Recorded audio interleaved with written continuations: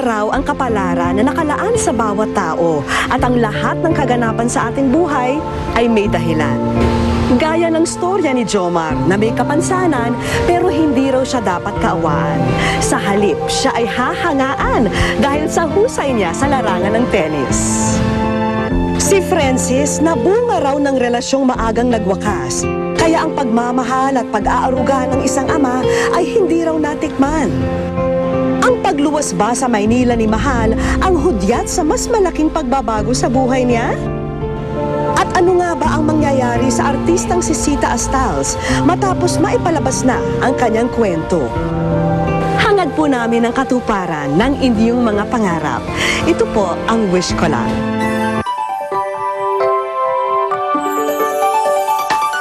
Walang imposible kung ito ang iyong nais.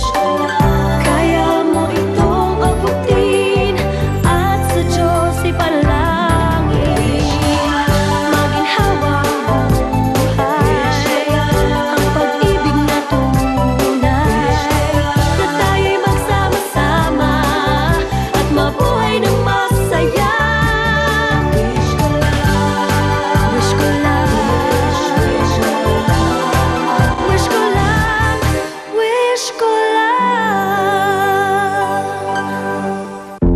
Husay daw ni Jomar sa paglalaro ng tennis, naging daan ito para sa ikagaganda ng kanyang kinabukasan. Pero ang mas nakakabilib ay naglalaro siya ng may partida, gamit ay isang paalang. Second placer, 2004 High School Sports Competition. Second placer, 2006 Bulacan Provincial Meet. Champion, 2008 College Intramurals. Ilan lang yan sa mga ipinagmamalaking kompetisyong sinalihan ni Jomar Candido. 19 na taong gulang. Ace tennis player, dalubhasa sa larong lakas at liksi ang kailangan. Kahit na putol ang kaliwang paa. Kaya ka raw i-love set kahit isang paa lang ang gamit niya. Yan ang pinagkaiba ng ating differently abled tennis champ. Nag-try po ako, ma'am. Table tennis po. Pero nainganyo po talaga ako sa tennis kasi parang isip ko, ma'am, parang ako lang nag-iisang naglalaro ba. Wala pa ako nakikita naglalaro na katulad ko. Tsaka maraming humanga nung natuto pa ako maglaro ng tennis. Kwento ni Jomar, 7 taong gulang lang siya noon nang maaksidente habang naglalaro sa kalsada. Nadurog ang mga buto sa kanyang kaliwang paa at kinailangang putulin daw ito. Sobra, ma'am. Sobra po hirap. Pero naano po rin po, naisip ko na yun din po yung magbibigay sa akin ng kaligayahan ko, ma'am. Para makapaglaro lang ng tennis.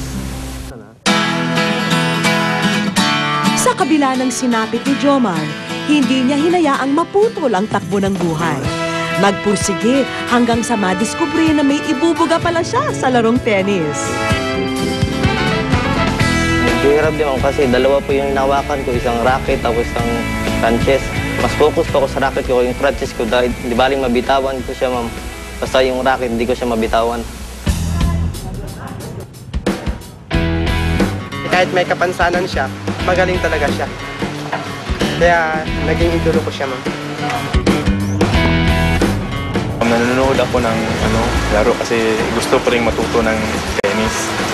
Yung una, nakita ko siya kung marunong ba talagang maglaro to kasi nakaskatches nga. Ako nga, kompleto yung paa, hindi pa marunong maglaro. So habang ini-observe ko, tinitingnan ko, magaling talaga, ma'am. Naging pabor kay Jomar ang larong ito dahil na rin daw sa lapit ng tennis court sa bahay nila. Nakilala ni Jomar ang larong tennis nang minsang magtrabaho bilang ballboy para sa isang tennis court.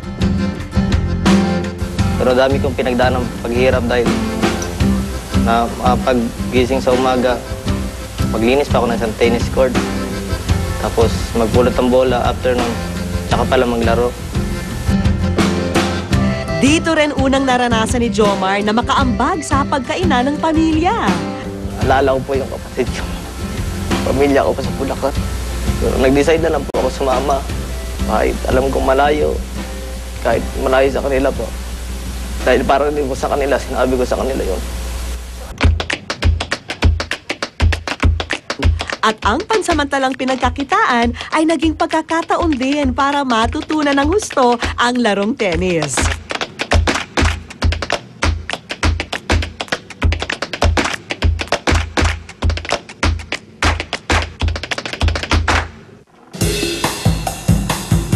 Minsang nakalaro raw ni Jomar ang DepEd Regional Director ng Pagadian City. Kaya nang malaman na hirap si Jomar na tustusan ng kanyang pag-aaral, ay inalok ito na makapagtrabaho sa opisina ng DepEd sa Pagadian City bilang isang all-around errand boy. At may bonus pa, pag-aaralin pa raw siya sa kolehiyo.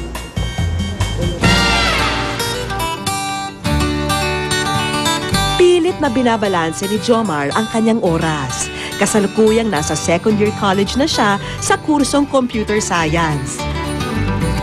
Mahirap mang pagsabayin ang trabaho sa pag-aaral. Pilit niyang itinatayo ang sarili. Makamit lang ang kanyang mga pangarap. Sobrang hirap po. Tsaka lalo pag hindi ka po marunong dumiskarte sa buhay, tapos wala ka pang pinag-aralan, lalong wala ka ng buhay talaga sa mundo. Parang binaliwala mo na yung binigay sa yung buhay. Kaya pag wala kang pinag-aralan, tambay ka na hanggang sa mamatay na siguro. Dito sa Bukawi, Bulacan, naninirahan ng pamilya ni Jomar.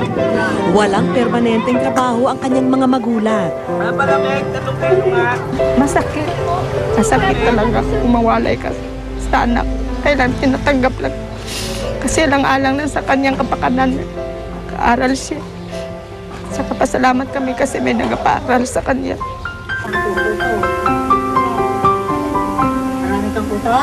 At hindi lang pala si Jomar ang may kapansanan. Pati ang isang kapatid na si Henry ay hindi nakakapagsalita. Hindi rin ako makapokus sa pag-aaral dahil naisip ko yung kapatid ko po. Dahil para sa kanila po kasi talaga yung ko. Pero yung pag-aaral ko, kapokus din sa kanila. Kaya gusto ko makatapos talaga pag-aaral.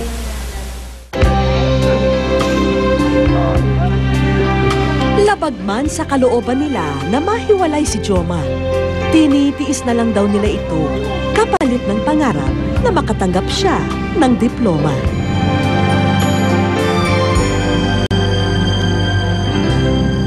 Wish ko lang.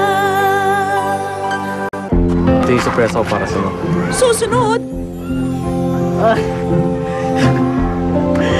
At ano nga ba ang mangyayari sa artistang si Sita Asta?